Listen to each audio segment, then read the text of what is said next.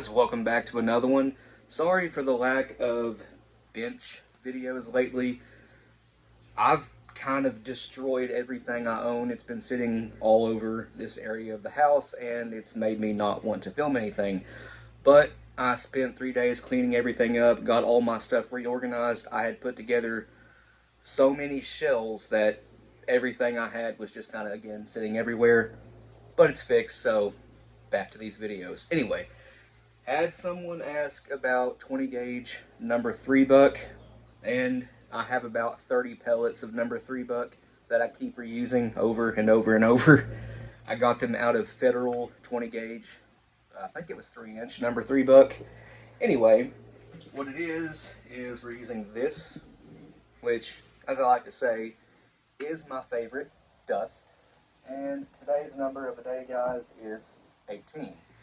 I don't know the pressure on this. It's not a tested recipe, but it is based off of tested recipes out of this and other places like Facebook files and groups, things like that. Weight Rush. This is running about, and my gun anyway, it's a 28-inch barrel, full choke, 20 gauge single shot CBC. 1200, a little bit more than 1200 sometimes, but about 1200 is the average FPS. We are using a Federal hull here with a Shadot primer. About everything that we use is Shadot primers or Winchester. We don't use Magnums that much. We use Fiocchi primers occasionally, but mostly Shadots. After that, again, we have the, well, I already mentioned it, but the dust, you know what I mean. We are using the TPS 20 gauge 2 3/4 inch wad, and I've mentioned this before as well.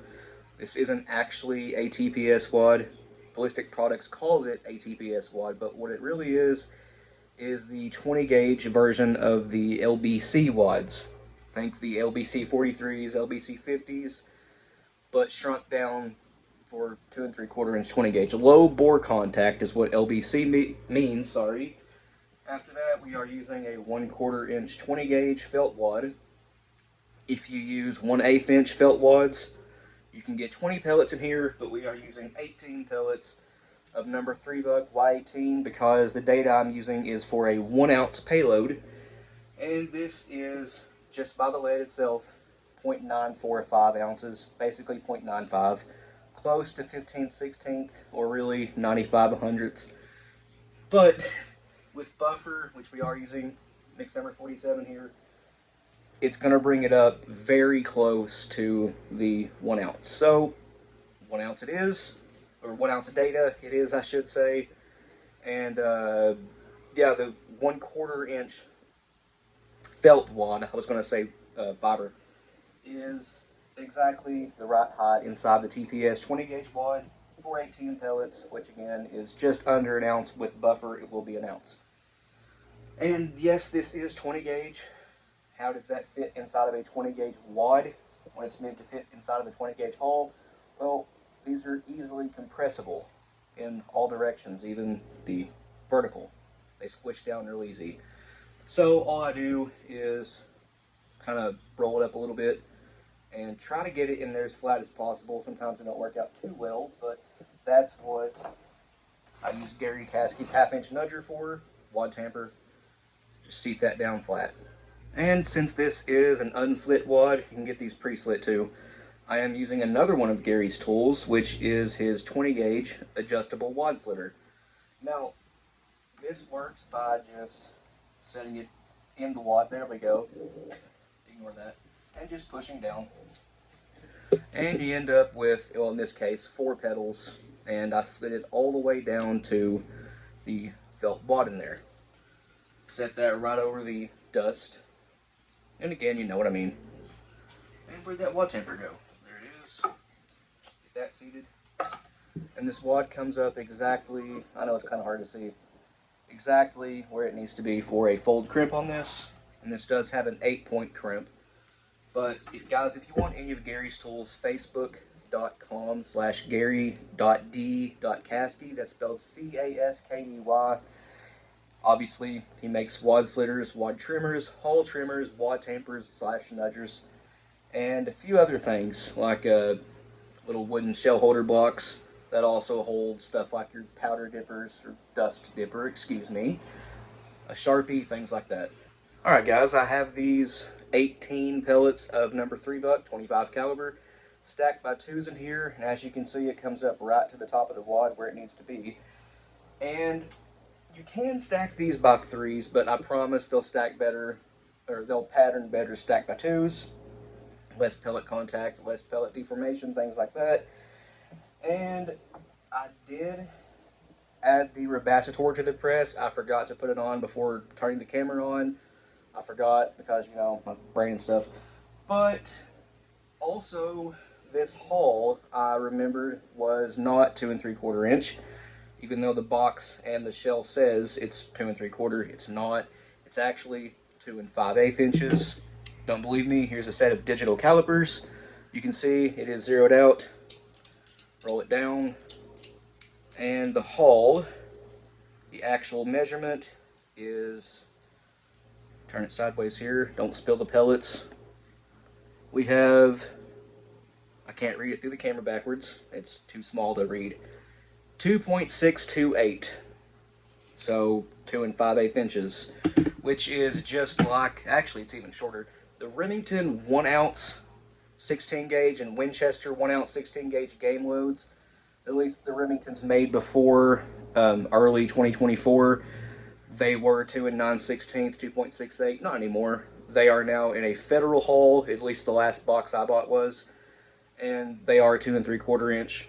But before early last year, they were 2 9/16. But yeah, this is not a 2 3/4 inch hull. We're adding buffer to this. Right now it's 0.945 of an ounce. With the buffer, it'll be, I think it was 0.98 if I remember right. Still not quite the full 1 ounce, but very close to it. And I'm just now realizing my powder dipper is gone again. I'll find it in a minute, but wad to the rescue. We'll dump some buffer in there. I'm just getting it level with the top of the hull. Grab the vibrating massager. Guys, this is a back massager for those that left the colorful comments. But the buffer is now settled in place. This one does not need an overshot card, which I did have sitting here. I forgot to mention that in the intro. But if you're using a 2 3/4 inch federal hull, then you will need an overshot card, but this one doesn't need it. It also absolutely does not need the Rebacitor. These federal hulls, they crimp really nice. Just straight off the press, you don't need the Rebacitor. You don't need a BN2 crimp finisher either. I won't be using that because, again, these hulls don't need it. 8-point crimp, which is the back station of the 20 and 16 gauge lead load hulls. On the 12 gauge is the front station. But you need a crease between the points in the pedals facing you, and this one's kind of hard to feel, but I think I have it right there. Now, I did learn something that, well, I'll explain in one moment. Actually, I don't need to pre-crimp this just yet. I'll explain it right now. Again, it's 3 a.m. Well, not again, but it's 3 a.m. I've been up since 10 o'clock yesterday, and brain's kind of scrambled right now. But this is a 10 gauge TPS wad, cut off 1 1/4 inches from the top of the wad. It's just hollow inside. If you know anything about the 20 gauge lead load hull, you know that it really is just a 16 gauge press with a 20 gauge final crimp.